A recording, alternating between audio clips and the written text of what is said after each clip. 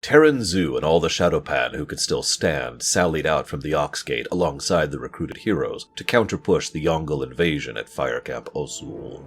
This push was successful, but soon a silent strike left the group after a heated argument to pursue her own agenda. Shortly thereafter, the combined reverse vanguard stumbled into the territory of the Palewind Yongle, finding all of them dead, having slain each other to the last.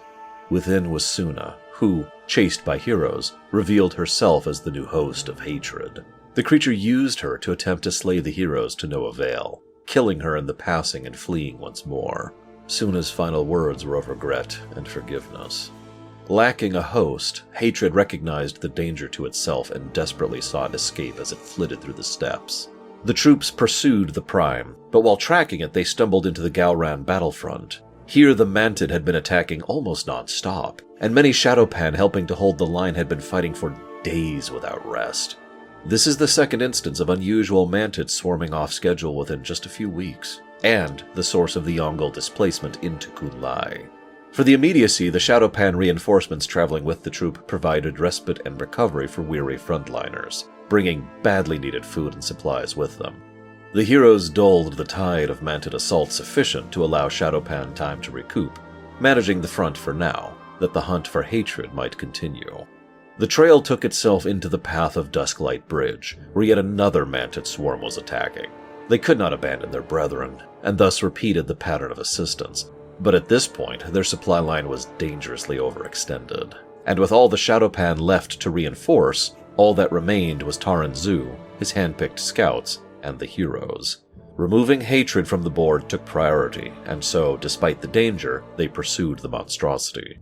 The creature fled to an area protected by Mantid magics, but the squad was able to make their way in, and by this point, the heroes were quite versed in destroying Prime Shah. Hatred was felled. A weight lifted from Taran Zu's shoulders. Finally successful, and given a moment to breathe, it was time to figure out what was going on with the Mantid. Mantid attack the Spine and the Shadowpan roughly once every century in an organized, almost ritualistic fashion. That attack was not scheduled to come for over a decade from now, hence why so many Shadowpan were unprepared. Further, these Mantid attacks were uncoordinated and haphazard, disorganized mobs swarming over foes. An investigation was demanded. The group traveled to nearby Niu Zhao Temple, home of the Black Ox of Fortitude. The temple was actively besieged by the Mantid, but after some assistance and diplomacy, they uncovered the truth. Niu Zhao Temple had been the prison of arguably the most powerful of the Prime Shah. Fear. It had escaped mere weeks ago, right when the Battle of Serpent's Heart took place, and had immediately taken control of the Mantid and driven them with mindless fear to behave in erratic fashion they've been following these past few incidents. That would have to wait, however, as the Mantid had used their druidic magics to shape the nearby Kaipari tree into extending its roots to form a bridge, allowing them to directly assault the temple. Already the outer portions had been destroyed, and the heroes quickly mobilized to prevent the remainder from falling.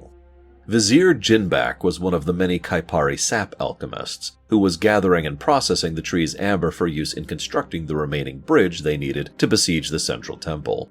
As he toiled, Commander Vojak prepared his troops for the bridge's construction, but he was hot-blooded and easy to temper, and was casually baited into a trap and slain. His loss cost the Mantid attack force over half its number, and the other half were felled as they rallied around General Pavalak.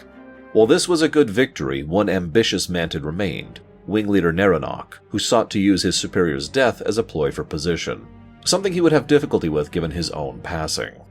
With this, the siege was lifted, and all paths pointed towards one thing: the Mantid and the Dread Wastes.